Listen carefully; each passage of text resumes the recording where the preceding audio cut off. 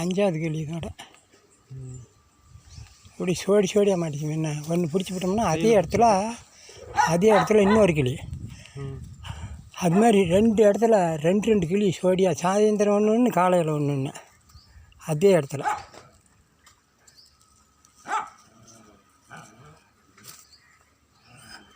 அதெல்லாம் கட் பண்ணி போடு. அதான் நேட்டமாக கட் பண்ணி விட்டிங்கன்னா அது குட்டையாக வந்துருச்சு.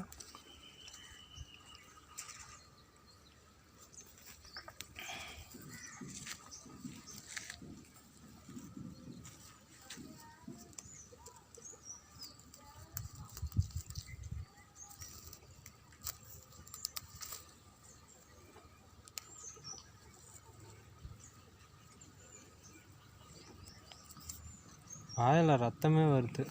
அது உள்ளே பூந்துருக்கோம். இருறா பையா கத்திரிச்சிருக்கோம்.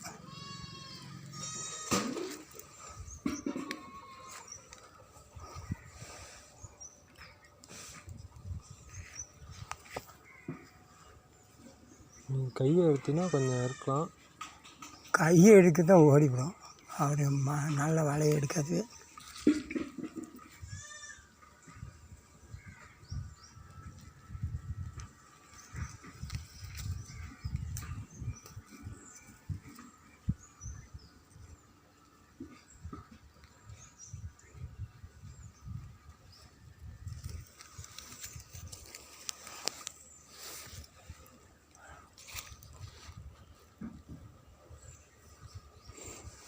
நீ உருவினாலாம் ஒன்று வராது. அப்படியே கட் பண்ணி விடு. என்ன அதுக்கு இன்னும் வலை ஆகுதா ஒன்றா?